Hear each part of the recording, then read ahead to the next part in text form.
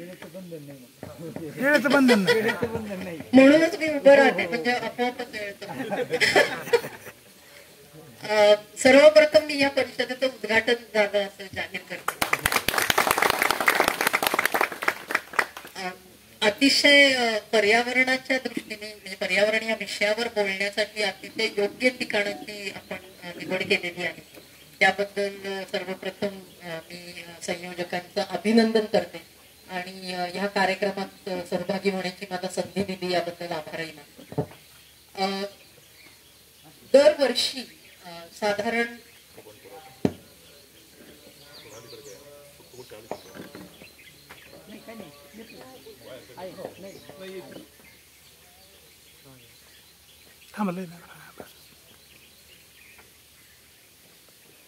दरवर्षी साधारण ऑक्टोबर ते डिसेंबर या कालावधीमध्ये जागतिक पातळीवरती 2 परिषदा होतात, ज्या संयुक्त राष्ट्रसंघाच्या माध्यमातून आयोजित केल्या जातात. ज्याच्यातली एक परिषद आहे ती बायोडायव्हर्सिटी किंवा जैववैविध्य ह्या विषयावरती होते आणि दुसरी परिषद ही जागतिक तापमान वाढ, क्लायमेट चेंज, ग्लोबल वॉर्मिंग ह्या विषयावरती होते. ह्या 2 परिषदा ह्या जागतिक पातळीवरती होत असल्यामुळे त्याच्यात सगळ्या देशांकडनं जे सरकार आहेत त्यांची शिष्टमंडळ सहभागी होतात. साधारण 1960-70 पासून जगभरात आपल्याला माहिती आहे की जैववैविध्य कमी होत चाललेलं आहे आणि वातावरणामध्ये कार्बन डायऑक्साईडचं प्रमाण वाढत गेल्यामुळे पृथ्वीचं तापमान वाढतं. तर ह्या 2 जागतिक समस्यांवरती काय आत्ताची परिस्थिती आहे याचा त्या परिषदेत आढावा घेतला जातो. म्हणजे बायोडायव्हर्सिटीची वेगळी परिषद होते, क्लायमेट चेंजची वेगळी, आणि त्या समस्येवरती विचार केला जातो की आजची परिस्थिती काय आहे, त्याच्यावरती काय उपाययोजना करायला हव्या आणि आपण काय करतो आहोत याच्या संबंधी चर्चा करण्यासाठी या परिषदा होतात. यातलं जे शासकीय शिष्टमंडळ आणि त्यांच्या वाटाघाटी आहेत, मग त्यातनं आंतरराष्ट्रीय करार होतात आणि त्याचं काय होतं आहे पुढे वाटचाल वगैरे याची चर्चा होते. हे सगळं एका बाजूला होत असतं, त्यातनं फारसं काहीही निष्पन्न होत नाही. कारण दोन्ही प्रश्नांमध्ये एक महत्वाचा भाग असा आहे की जैववैविध्य नष्ट करण्यामुळे काही देशांचा फायदा होतो आणि खनिज इंधनांचा वापर करण्यामुळेही काही देशांचा खूप मोठा फायदा होतो. ज्या देशांना त्याच्यामुळे पृथ्वीच्या वातावरणात, पर्यावरणात जे बदल होत आहेत त्याचा फटका सहन करावा लागतो, ते लोक त्या परिषदांमध्ये तळमळीने आपले प्रश्न मांडतात. ज्यांचा त्याच्यामधनं फायदा होता आहे ते तोंड देखलं त्यांच्याबद्दल सहानुभूती व्यक्त करतात आणि काही इतके कोटी डॉलरची मदत वगैरे ही जाहीर केली जाते. प्रत्यक्षात फारसं काही घडत नाही. तरी सुद्धा एक 2-4 पावलं ह्या दोन्ही समस्यांवर उत्तर शोधण्याच्या दृष्टीने थोडीफार मंद गतीने का होईना वाटचाल होते आहे. तेवढी सुद्धा झाली नसती जर या परिषदा घडल्या नसत्या. परंतु या परिषदेला समांतर अशी जगभरात काम करणाऱ्या स्वयंसेवी संस्थांच्या पण तिथे एक परिषद आयोजित केली जाते आणि त्याच्यामध्ये जगभरातनं अगदी स्थानिक पातळीवरती काम करणाऱ्या लोकांपासून ते ज्याला पॉलिसी थिंक टँक वगैरे म्हणतात अशा स्वरूपाचे लोक हे सगळे एकत्र येतात. विचारांची देवाणघेवाण होते, कुठल्या देशामध्ये काय काम प्रत्यक्षात चालू आहे हे एकमेकांना कळतं आणि त्यातनं स्फूर्ती घेऊन लोक आपापल्या घरी जातात आणि ते त्यांच्या पातळीवरती काम करतात. तर ही जी परिषद आहे त्यांना जी संयुक्त राष्ट्रसंघाची जी सगळी जी वकिली भाषा आहे त्याच्यामध्ये ह्या दोन्ही परिषदांना कॉन्फरन्स ऑफ पार्टीज असं म्हटलं जातं. म्हणजे तुम्ही जर वकिली कागदपत्र बघितले असेल तर करारांमध्ये असतं ना, party of first part, party of second part, तशा अर्थाने हा पार्टी शब्द आहे की हा जो जागतिक करार आहे त्याचे सगळे सह्या करणारे हे त्याच्या पार्टीज आहेत, सगळे देश आणि त्यांची ही परिषद. तर ह्या दरवर्षी साधारण ऑक्टोबर ते डिसेंबर या कालावधीमध्ये ह्या परिषदा होतात. क्लायमेट चेंजची परिषद आता जवळजवळ 30 वर्ष होते आहे, बायोडायव्हर्सिटीची 20 वर्ष.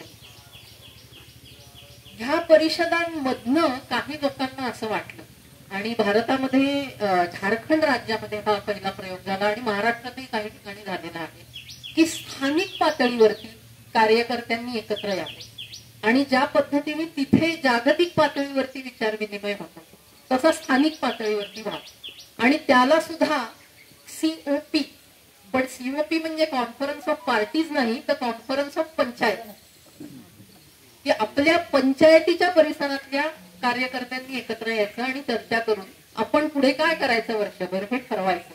अशा स्वरूपाची परिषद ही कॉप म्हणजे कॉन्फरन्स ऑफ पंचायत या नावानेच भरवण्याचे प्रयोग आपल्या देशामध्ये झालेले आहेत.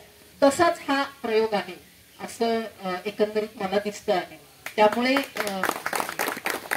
जागतिक पातळीवरती जे घडतं आहे त्याच्याशी आपण ही परिषद आपली जोडून टाकू. आणि दरवर्षी ह्याच पद्धतीने जर तुम्ही एकत्र येत कामाचा आढावा घेत गेलात तर बरंच काही आपल्या परिसरामध्ये साध्य होऊ शकतं. जागतिक परिषदेपेक्षा ह्या परिषदा यशस्वी होण्याची शक्यता जास्ती आहे कारण इथे आपल्याच पायाखाली गळतं. त्यामुळे त्याच्यावरती उत्तरं शोधणं आणि त्याची अंमलबजावणी करणं याची आपली प्रेरणा कितीतरी जास्ती आहे. इथे सरकारी शिष्टमंडळ एकत्र येऊन ते काय चर्चा करतात त्याचा जमिनी व्यवहाराशी काही फारसा संबंध नसतो. त्यामुळे त्या कॉप मध्ये जे घडू शकणार नाही ते आपण ह्या कॉप मध्ये घडवून आणू शकतो. तर त्या दृष्टीने आपल्या परिसरामध्ये पर्यावरणाच्या दृष्टीने आपण काय काय करायला हवं, काय करू शकतो ह्या संबंधी आपण थोडी चर्चा करू. त्याकडे जाण्यापूर्वी पर्यावरण म्हणजे नेमकं काय आणि त्याचा आपल्या म्हणजे माणसांशी काय संबंध आहे हे आपण सगळ्यांनी समजून घ्यायला हवं. पृथ्वीचा गेलं म्हणजे जो इतिहास आहे तो साधारण 4 अब्ज वर्षांचा आहे. माणसांची म्हणजे आपण जे होमोसेपियन जी आपली माणसांची प्रजाती आहे ती साधारणपणे 2.5 लाख वर्षांपासून पृथ्वीवरती आहे. साधारण 11,000 वर्षांपूर्वी शेवटचं हिमयुग संपलं. तोपर्यंत माणसं ही शिकारी भटकं जीवन जगत होती जगभरामध्ये.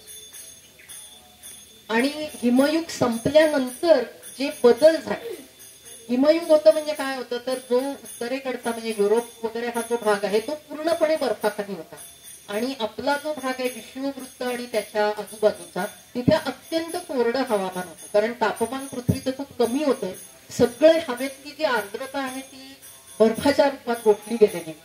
त्यामुळे अतिशय कोरडी हवा ह्या विषुववृत्तीय भागामध्ये होती. तापमान पृथ्वीचं वाढायला लागलं, बर्फ वितळायला लागलं तसं ह्या विषुववृत्तीय भागामध्ये पावसाचं चक्र तिथे एस्टॅब्लिश झालं. आणि त्याच्यामुळे जे बदल झाले मग निसर्गातही बदल झाले. पाऊस पडायला लागल्यावर वेगळ्या वनस्पती आल्या. जिथे मोठमोठी जंगलं होती त्याचे गवताळ पूर्ण झाली.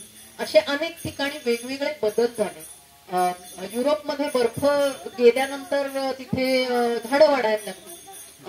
वेगळ्या प्राण्यांची पण त्यामुळे उत्क्रांती व्हायला लागली. तर ह्या सगळ्याचा माणसांवरती परिणाम झाला.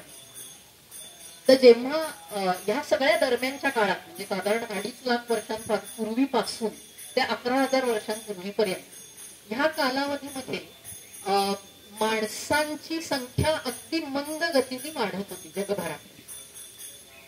आणि असं आहे की शेवटी आपलं जगणं हे आपल्या आजूबाजूला आपल्याला किती संसाधनं उपलब्ध आहेत आणि त्याच्या आधारावरती आपली काय जीवनशैली आहे ह्याच्याशी जोडलेलं असतं. तर साधारणपणे भटकं आयुष्य जगून जर सगळ्या माणसांना व्यवस्थित आपला उदरनिर्वाह करायचा आहे, राहायला काहीतरी आपल्याला आश्रयस्थान लागतं. माणूस हा तसा कमकुवत प्राणी आहे. आपण जे तंत्रज्ञान निर्माण करून त्याच्या आधारावरती आपण सगळ्या जगावरती आज राज्य करतो.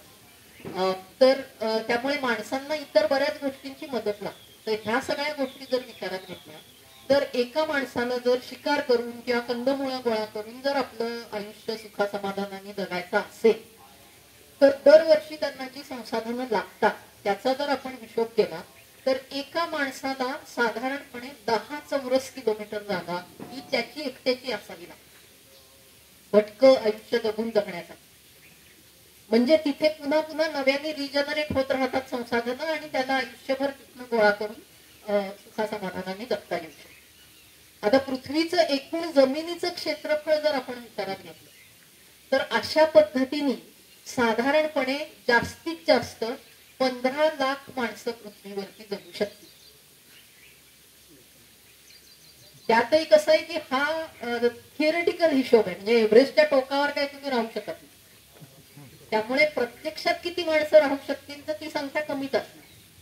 तर 11,000 वर्षांपूर्वी जेव्हा हिमयुग संपलं त्यावेळेला साधारणपणे जगभरात 5-1 लाख माणसं असावीत असा एक अंदाज आहे. आणि कदाचित 5 लाख ही संख्या ही त्या जी लिमिट आहे, जी शिकारी लोक जगू शकतील याची जी लिमिट आहे त्याच्या जवळ आलेली असावी.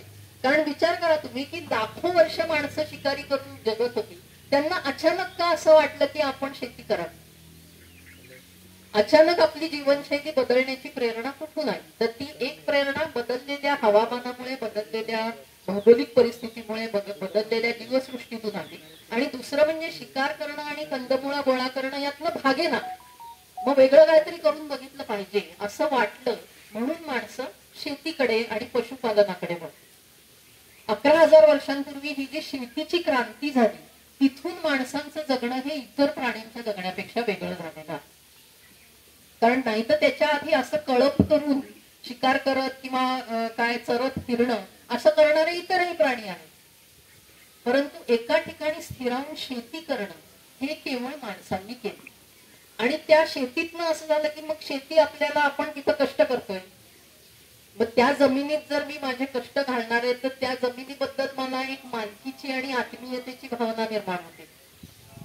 कारण जो भटका माणूस होता त्याला एखाद्या ठिकाणी राहणं अवघड झालं तर तो आपला बाडबिस्तरा तिथून उचलायचा आणि दुसरीकडे निघून जायचा. त्याला काय त्या जमिनीशी त्याचं नातं जुळलेलं नव्हतं. पण शेती करणाऱ्या माणसाचं जमिनीशी नातं जुळलं आणि तिथनच सगळ्या समस्या सुरू झाल्या. तुम्ही तुमच्या स्वतःच्या कुटुंबाच्या इतिहासाचा विचार करा. कुटुंबातली सगळ्यात जास्ती भांडणं कशामुळे आहेत? जमिनीच्या मालकीच्या वादामुळे आहे. तर जमिनीच्या मालकीची भावना ही ह्या शेती करण्याची जोडलेली आहे. जगातली जी अनेक युद्ध झाली ती सुद्धा जमिनीच्या मालकीवरच झाली. ह्या सगळ्या देशादेशांच्या भिंती आपण निर्माण केल्या त्याही जमिनीच्या मालकीसाठीच केलेल्या आहे. तर सगळ्या समस्यांचं मूळ हे शेती करण्याशी आहे असं पण काही लोक म्हणतात.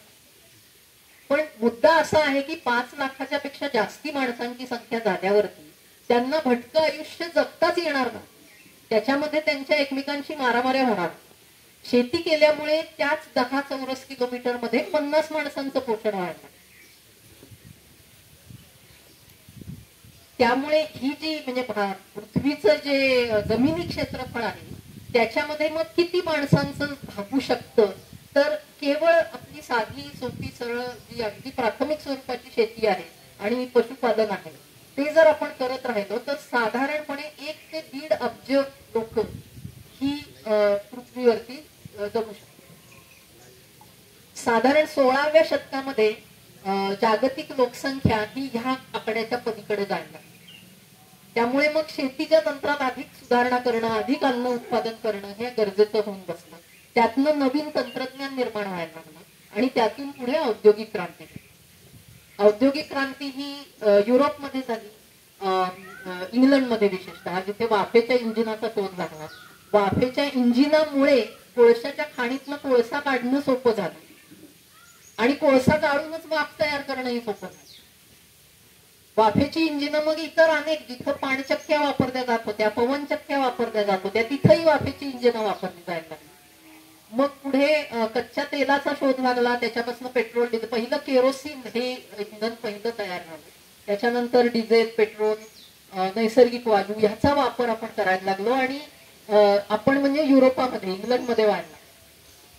त्यातून असं झालं की तिथली जी कारखानदारी होती त्यांची उत्पादनाची क्षमता प्रचंड वाढली.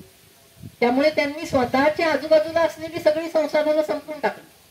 पण मग एवढ्या मोठ्या उत्पादनाची विक्री कुठं करायची? म्हणजे त्यांना कच्च्या मालासाठी नव्या जागा पाहिजेत, विक्री करण्यासाठी नवी बाजारपेठ पाहिजे. म्हणून त्यांनी जगभरामध्ये जाऊन ठिकठिकाणी इतर प्रदेशांवरती आपलं स्वतःचं नियंत्रण प्रस्थापित केलं, ज्याला आपण वसाहतवाद म्हणतो. म्हणजे आजचं जे जग आहे ते ह्या सगळ्या संक्रमणांमधून निर्माण झालेलं. औद्योगिकरण, शहरीकरण हे तर शेतीनंतर लगेचच आलेलं. त्यातूनच आपण ज्याला सिंधू संस्कृती म्हणतो किंवा इजिप्त मधली संस्कृती आहे, या सगळ्या संस्कृती निर्माण झाल्या, त्यांची शहरं निर्माण झाली. पण औद्योगिकरणामुळे त्यांना आणखी चालना मिळाली आणि त्याच्यामुळे झालं असं की शहरांमध्ये राहणारी जी माणसं आहेत त्यांचा त्यांच्या आजूबाजूच्या परिसराशी संपर्क तुटला. कारण सगळंच तुम्हाला पैसा टाकला की बाहेरनं मिळवून आणताय. आणखी एक की हा जगात नसलेला असा एक काल्पनिक रिसोर्स आपण तयार केला ज्याला आपण पैसा म्हणतो. पैसा ही माणसाच्या डोक्यातनं आलेली कल्पना, पण आज ती आपल्यासाठी जास्ती महत्वाची. एक हरारी म्हणून लेखक आहे, त्याची पुस्तकं काही जणांनी आपण वाचलेली असतील. त्यांनी जे म्हटलेलं आहे की काल्पनिक गोष्टींवर विश्वास ठेवणं हा एक माणसाच्या बुद्धिमत्तेतनं आलेला त्याचा दोष आहे. त्यातली पैसा ही एक गोष्ट आहे आणि धर्म ही दुसरी गोष्ट आहे की जी आपणच निर्माण केली, पण त्याच्यावर आपला जास्ती विश्वास आहे प्रत्यक्ष जी संसाधनं आहेत त्याच्यामध्ये. त्यामुळे हरारीने एक खूप सुंदर उदाहरण दिलेलं आहे त्याच्या पुस्तकामध्ये की तुम्ही एखाद्या माकडाकडे गेलात आणि त्याच्याकडे एक केळं आहे आणि त्याला तुम्ही असं म्हणालात की हे केळं तू मला दिलंस तर तू मेल्यानंतर तुला 100 केळी मिळते, तर ते माकड काही आपल्यावर विश्वास ठेवणार नाही, पण माणसं ठेवतात. तर हे काल्पनिक गोष्टींवरती विश्वास ठेवणं प्रकरण जे आहे त्याच्यामुळे आपण पर्यावरणापासून तुटायला. कारण जोपर्यंत आपलं जगणं हे आपल्या आजूबाजूला पाणी किती आहे, आपल्या आजूबाजूला अन्न आपल्याला किती उपलब्ध होऊ शकतं, आपल्या आजूबाजूला आपल्याला किती शेल्टर्स किंवा गुहा आहेत किंवा काय छोटी मोठी घरं आपण बांधू शकतो, त्याच्याशी जोपर्यंत जोडलेलं होतं तोपर्यंत काहीतरी सजगता होती. तरी सुद्धा म्हणजे हे असं असताना सुद्धा माणसांमुळे अनेक प्रजाती नष्ट झालेल्या आहेत.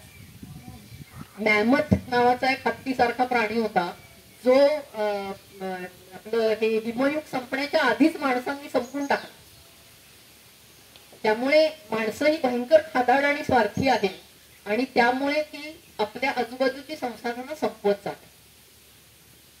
आपण एका मर्यादित ग्रहावरती राहतो आहोत याची आपल्याला जाणीव मग राहत नाही. कारण पैसा टाकला की वाटेल त्या गोष्टी आपल्याला जगाच्या पाठीवरनं कुठनंही आणता येतात.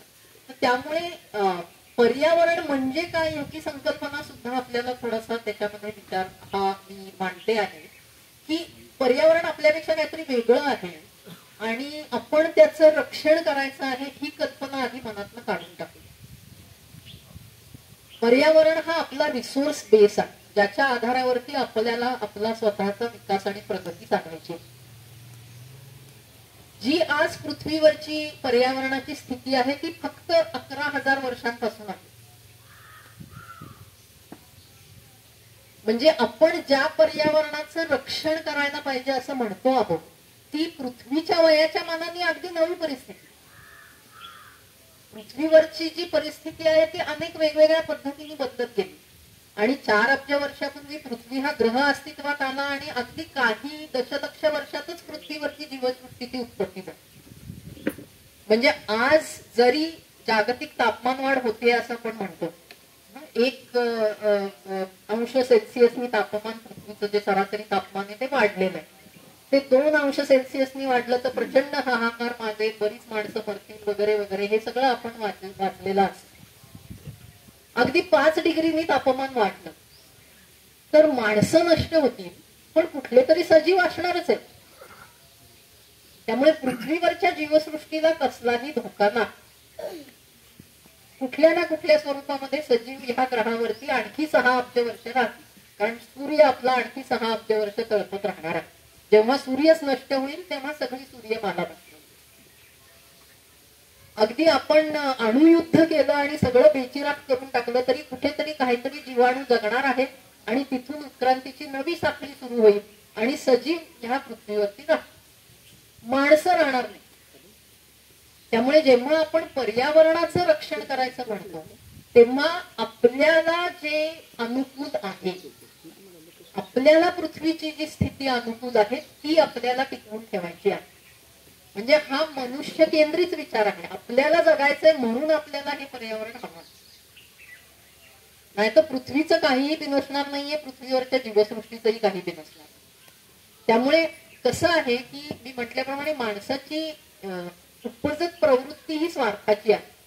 त्यामुळे हे टिकवण्यात माझा स्वार्थ आहे हे जर मला कळत असेल तरच मी ते टिकवण्यासाठी प्राणपणाने प्रयत्न करते. फार कमी लोक असे असतात की ज्यांना काहीतरी उच्च आनंद हवा आहे म्हणून काहीतरी ज्याच्यातनं आपला फायदा होणार नाही अशा गोष्टी कराव्याशा वाटतात. तशी माणसं नेहमीच कमी असणार.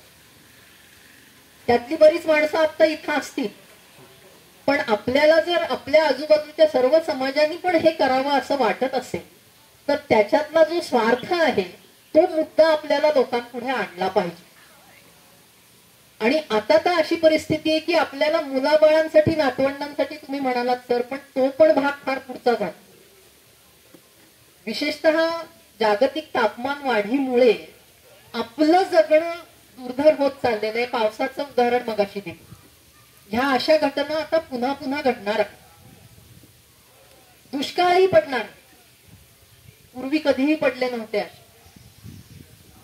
जसं अतिवृष्टी होईल काही वर्षी दुष्काळ पडेल, वणवे लागतील, किनारपट्टीच्या भागांमध्ये चक्रीवादळ येतील. इकडे हिमालयाचा जो भाग आहे तिथे जे हिमनग आहेत ते वितळत आहेत, त्याच्यामुळे आज तिथे खूप पाणी आहे. आणि तिथे जेव्हा खूप जास्ती पाऊस पडतो तेव्हा बदाबदा ते सगळं पाणी खाली येतं आणि हिमालय हा ठिसूळ असल्यामुळे तिथे भूस्खलन होतं. आपण गेली काही वर्ष सातत्याने ऐकतो कुठेतरी गावच वाहून गेलं, मग पूल वाहून गेले, एक जलविद्युत केंद्रच वाहून गेलं, काही माणसं त्याच्यामध्ये मेली. हे सगळं का होतंय तर तिथे आता पाणी वितळलेलं पण पाणी आहे आणि वरनं पावसाचं पाणी आलं की एरवीपेक्षा जास्ती पाणी खाली आहे. तर ही सगळी संकट आता सातत्याने आणि अधिकाधिक तीव्रतेने येत जाणार आहे. आणि हे पुढच्या 50-100 वर्षात नाही, हे पुढच्या वर्षी आणि पुढच्या 10 वर्षात होणार. त्यामुळे आपली मुलं बाळ नातवंड बाजूला आपलंच जगणं आता दुर्धर होत चाललेलं आहे. म्हणून आपल्याला हे पर्यावरण रक्षणाचं काम करायचं आहे. ही गुणगाठ आपणही मनाशी बांधूया आणि ज्यांना आपल्याला पटवून द्यायचंय त्यांना ह्या पद्धतीने पटवून द्या. नाही तर काहीतरी तुम्ही हे पुण्याचं काम करून म्हणून करा वगैरे असं म्हणण्याने काही फार लोक करणार नाही. तर मग करायचं काय? तर आपण ज्या परिसरामध्ये काम करतो आहोत त्या ठिकाणी मुळात आहे का हे आपण समजून घ्यायला. कोणत्या प्रकारची नैसर्गिक परिसंस्था आहे, कोणती झाडं आहेत, कुठली झुडपं आहेत, कुठली गवतं आहेत. आणि हे आणखी एक की वृक्ष ह्यालाच आपण भयंकर महत्व देतो, पण गवत सुद्धा तितकंच महत्वाचं. जशी आपण पर्यावरण दिनी एक वृक्ष लागवड करण्याची प्रथा आहे तशी गवत लागवड करण्याची पण प्रथा पाडू. गवताच्या पात्यापासून ते वृक्षांपर्यंत आपल्या परिसरामध्ये काय आहे ते राखण्यासाठी आधी प्रयत्न करूया, मग पुढचं की त्याच्यात आणखी लागवड काय करणार. त्यामुळे जे आहे ते कसं राखता येईल, जे आहे त्याच्यातनं आपल्याला काय मिळतं याचे जर आपण एक त्याचा संबंध लावू शकलो तर अधिक लोक याच्यात सहभागी की ही हिरवळ असल्यामुळे आपल्याला काय फायदा होतो. पाणी तिथे राखलं जात आहे किंवा सावलीमुळे तापमान कमी राखलं जात आहे. त्या झाडांपासून काही इथे ज्याच्यातनं काहीतरी उपयुक्त पदार्थ मिळतात असे पण वनस्पती असतात. त्या कोणत्या आहेत ज्याच्या आधारावर काही उद्योगधंदे सुद्धा निर्माण होऊ शकतात. तर ह्याची म्हणजे प्रत्येक जे काही आहे आपल्या परिसरात ते काय आहे आणि त्याच्यातनं माणसाला काय फायदा होऊ शकतो याची जर आपण मांडणी करत गेलो तर त्याची किंमत लोकांना वाटते. पाण्याचे स्रोत काय, आता हा सगळा दुष्काळी भाग आहे त्यामुळे आता इथे खरं म्हणजे जास्ती पाऊस जेव्हा पडतो तेव्हा ज्या भागात कधी पाऊस फारसा पडत नाही तिथे जास्ती नुकसान होतं. कारण पावसासाठी कुणी तयारीच केलेली नसते आणि करायचं काय पुरामध्ये हे पण लोकांना माहिती नसतं. तसंच आता उत्तर भारतामध्ये उष्णतेच्या लाटा पूर्वापारपासून येतात, पण आता त्या महाराष्ट्रातही यायला लागतात. पुणे शहर हे एकेकाळी चांगलं उत्तम हवामान वर्षभर असणारं शहर म्हणून प्रसिद्ध होतं. तिथे आता 40-45 अंशापर्यंत तापमान उन्हाळ्यामध्ये जात. ते तिथे जास्ती धोकादायक आहे कारण तिथे पारंपरिक ज्ञानच नाही की एवढं तापमान गेल्यावर करायचं का. बरं, पुण्यात लोक आणखी स्वतःला शहाणे समजतात. त्यामुळे जर कुणी सांगितलं की तुम्ही टोपी घालून बाहेर जाता, नाही मी टोपी घालणार नाही म्हणून बाहेर पडतात आणि मग उष्माघाताचा आघातून मरतात. म्हणजे जास्ती माणसं या भागांमध्ये मरतात ज्यांना त्या संकटाची सवय नाही. त्यामुळे इथे हे जास्ती धोकादायक आहे जास्त पाऊस पडणं आणि भरत्या वेळेला पाऊस पडणं. तर ह्या सगळ्या गोष्टींमध्ये मग पाण्याचे आत्ताचे स्रोत काय आहे आणि आतापर्यंत आपण दुष्काळात पाणी राखून कसं ठेवायचं याचा कसा विचार केला, तसं अतिवृष्टी झाली तर त्या पाण्याचं काय करायचं याचाही विचार करावा लागतो. ते पाणी भरभर वाहून जाऊ द्यावं यासाठी काय उपाययोजना करायला लागतील याचाही विचार करावा लागतो. शेतीच्या पद्धती बदलाव्या लागतात.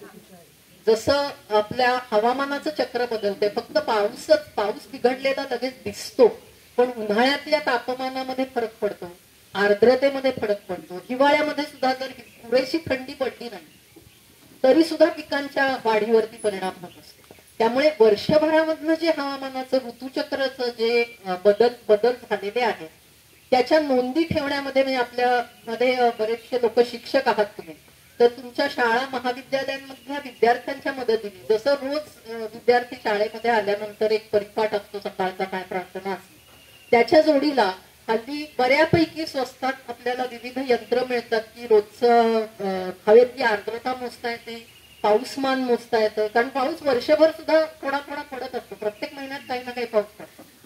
त्याचं वर्षाचं आपल्या गावातलं चक्र काय आहे, कारण वेदर स्टेशन जो रिपोर्ट देतं ते त्यांची यंत्र जिथं बसलेली आहेत त्या ठिकाणचा रिपोर्ट असतो.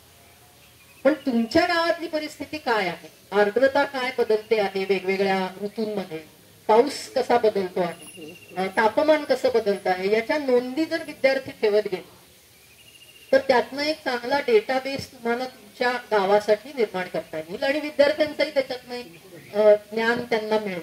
आणि ह्यासाठी लागणारी जी इन्स्ट्रुमेंट्स असतात ती हल्ली बऱ्यापैकी कमी किमतीमध्ये उपलब्ध आहेत. त्यामुळे तसे छोटे छोटे वेदर स्टेशन सुद्धा गावांमध्ये उभे व्हायला हवे. त्यातून तुम्ही मग शेतकऱ्यांना सुद्धा सल्ला देऊ शकाल की आता हे असं आपल्या भागातलं हवामानाचं तंत्र आहे, तर आपण कुठली पिकांमध्ये बदल करायला पाहिजे हाही विचार करावा लागेल. याच्या खेरीज आणखी एक अनालिसिस करावा असं मी सुचवते आहे तुम्हाला की तुमच्या गावामध्ये गावाबाहेरून कोणकोणती उत्पादनं येतात. म्हणजे आता ट्रॅक्टर, टीव्ही वगैरे हे सोडून द्या, त्याच्या काही विशिष्ट कंपन्या आहेत त्या बनवतात आणि तेच उत्पादनं आपण घेतो. परंतु हे काय शॅम्पू आणि साबण, ज्या नेहमी वापरल्या जाणाऱ्या वस्तू आहेत किंवा प्लॅस्टिकच्या पॅकेजिंग मधल्या वस्तू या ग्रामीण भागातल्या दुकानांमध्ये सर्वात जास्त आहे. कारण छोट्या छोट्या पॅक मध्ये ते असतात, त्याची किंमत कमी असते. छोटे शॅम्पूचे सॅशे, छोटे साबण, वेफरची पाकिटं, शेंगदाण्याची पाकिटं, अमुक ह्या ज्या गोष्टी आहेत त्या कुठून येतात. ह्या बनवायला काही फारसा अवघड नाही. मग त्या आपल्या स्थानिक पातळीवरती आपण करू शकतो का. मग बचत गट हे काम करू शकतील किंवा तरुणांचे गट सुद्धा, कारण आता कुठे बाहेर जाऊन नोकऱ्या मिळणं पण मुश्किल झालेलं आहे.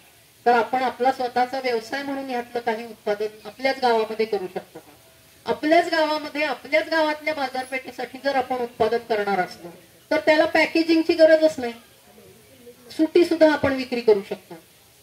म्हणजे हा जो प्लॅस्टिकच्या कचऱ्याचा प्रश्न ग्रामीण भागात निर्माण झालेला आहे, आता सुद्धा येताना रस्त्यात प्रत्येक गावाची हद्द संपली की हा एवढा थोडा कचरा तिथे पडलेला. तर मुळात हा कचरा आपण प्लॅस्टिक मधल्या वस्तू वापरतो म्हणून येतो.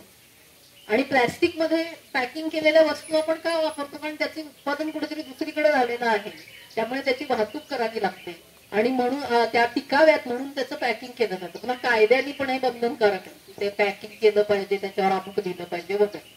त्यापेक्षा ह्याच्यातल्या ज्या गोष्टींना फार काही मोठं कारखानदारी लागत नाही, त्याचं जर उत्पादन आपण गावातल्या गावातच करू शकलो तर त्याची किंमतही कमी होईल. गावामध्ये काही लोकांना त्याच्यातनं एक रोजगार निर्मितीचं साधन निर्माण होईल आणि पॅकेजिंगचा हा जो प्रश्न आहे तो बऱ्याच अंशी आपल्याला सोडवता येईल. तर ह्याही दृष्टीने एक अनालिसिस आपण आपल्या गावामध्ये करू शकतो की कुठल्या गोष्टी आहेत की ज्या बाहेर नाही येतात, त्यातल्या कोणत्या गोष्टी अशा आहेत ज्याची आपण स्थानिक पातळीवरती उत्पादन ज्याचं करू शकतो आणि ज्याचं उत्पादन स्थानिक पातळीवरती होत नाहीये त्या किती अंतरावर नाही येतात, त्याचे आपल्या जवळ कोणी उत्पादक आहेत का. म्हणजे एखादी गोष्ट अशी आहे की जे काहीतरी फार मोठ्या कारखान्यात करावी लागते आणि लुधियानामधनं ती येते, त्याच्याऐवजी आपल्याला इकडे काय औरंगाबाद आहे किंवा तुमच्या इथे MIDC आहे तिथे त्याचं उत्पादन होऊ शकतं. म्हणजे ज्या वस्तूंच्या वाहतुकीमध्ये जी ऊर्जा खर्च होते ती सुद्धा आपल्याला कमी करता येऊ शकते. त्यामुळे असं जर आपण टप्प्याटप्प्याने एक अनालिसिस करत गेलो की ह्या वर्षी आपण कुठल्या गोष्टींचं उत्पादन आपण गावातच करू शकतो त्याच्यावर भर देऊया. एकदा तो प्रश्न सुटला की मग इतर वस्तूंकडे बघूया की त्याच्यासाठी आपण जवळचे उत्पादक शोधू शकतो. ह्या पद्धतीने आपण आपल्या गावाचं लांब लांबच्या भागांवर अवलंबून राहणं जे आहे ते आपण कमी करू शकतो. आणि हे सगळं म्हणजे विशेषतः भारतीय माणूस हा तंत्रज्ञानाच्या बाबतीमध्ये अत्यंत हुशार आहे.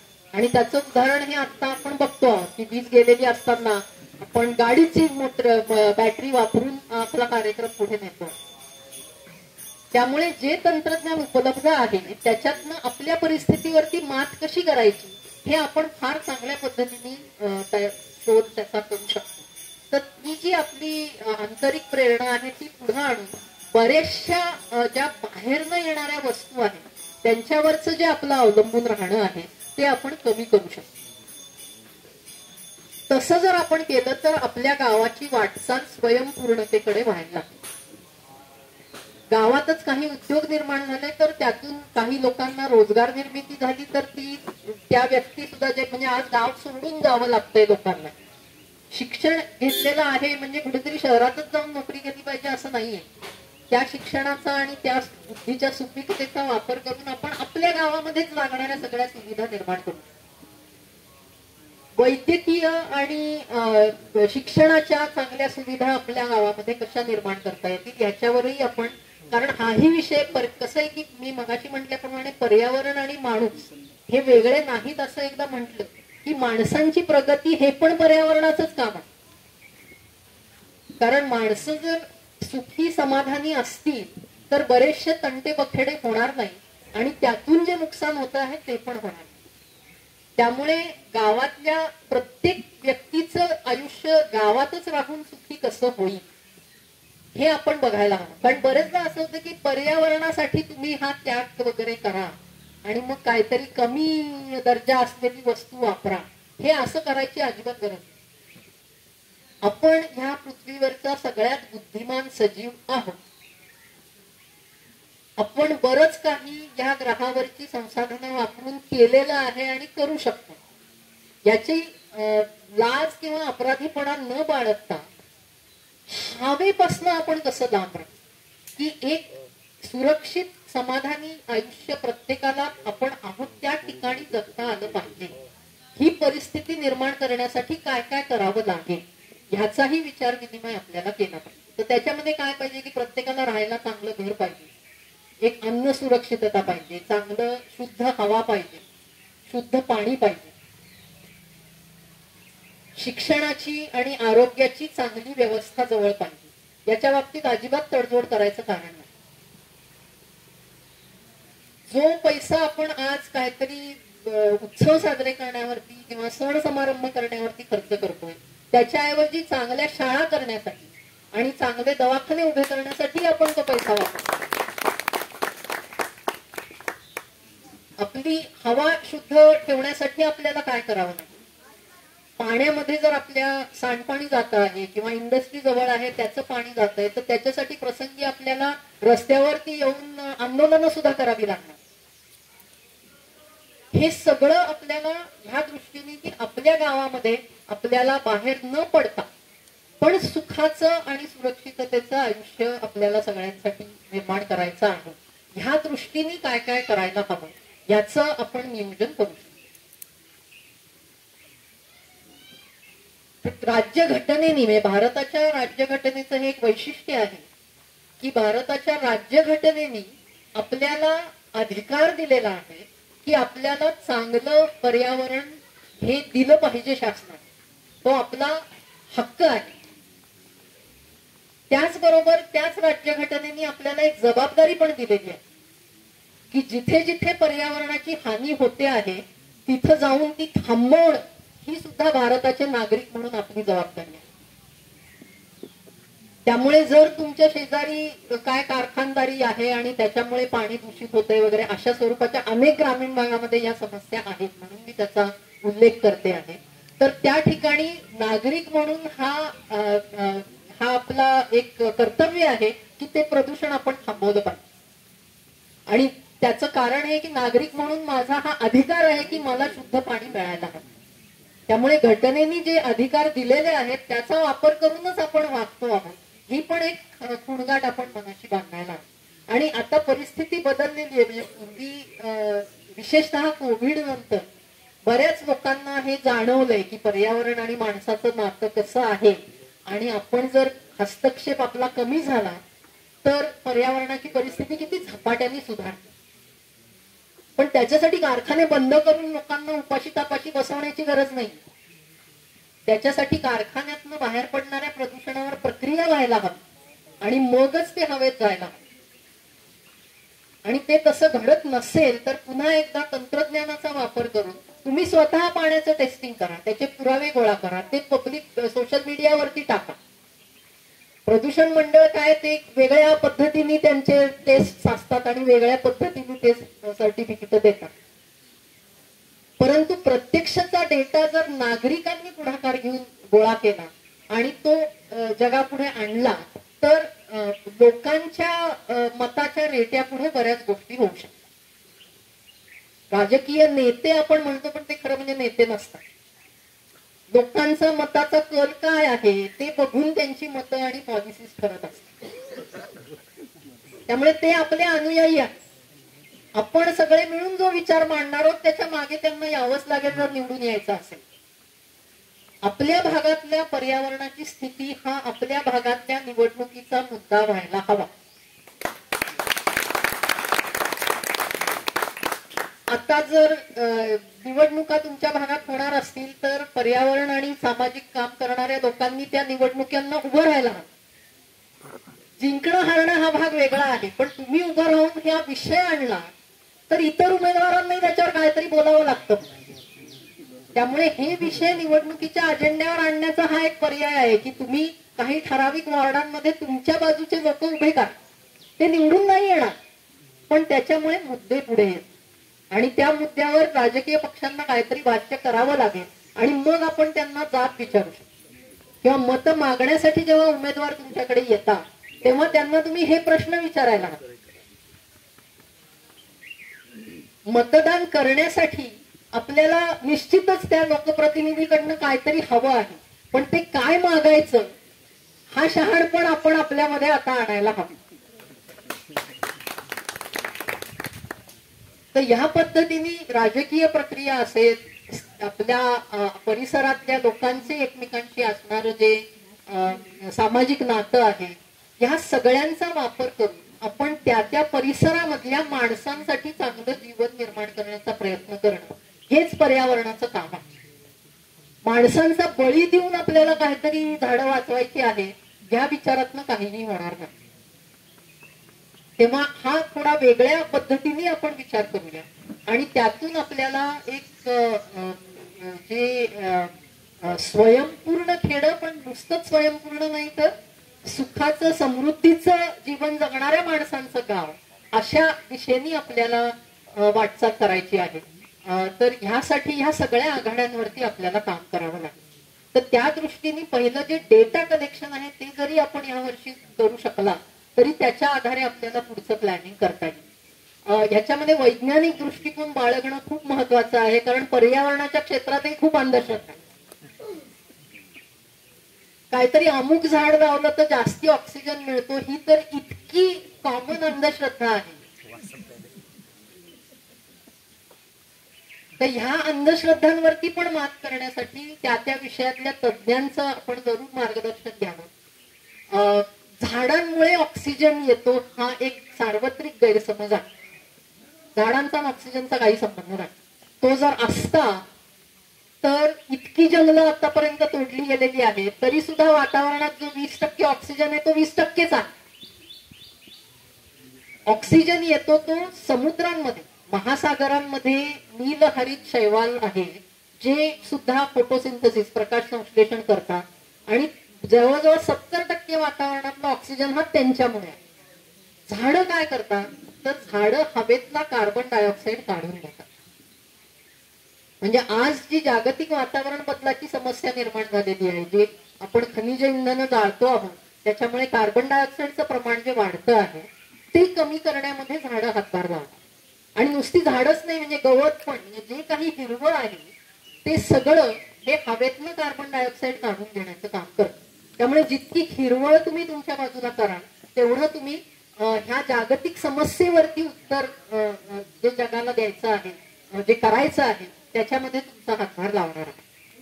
पण त्याच्या खेरीज झाडं किंवा सर्व म्हणजे जी काय त्या ठिकाणची नैसर्गिक परिसंस्था असेल ती जर सुदृढ असेल तर तिथे तुम्हाला भूजल चांगलं उपलब्ध होणार आहे, तापमान कमी राहणार आहे. ह्या सगळ्याला इकोसिस्टीम सर्व्हिसेस असं म्हणतात.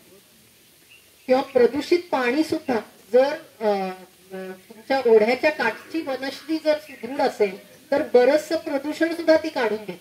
पाणी जर शुद्ध असेल, त्याच्यामध्ये मासे असतील, इतर सजीव असतील तर तेही बरचसं प्रदूषण काढून घेतात.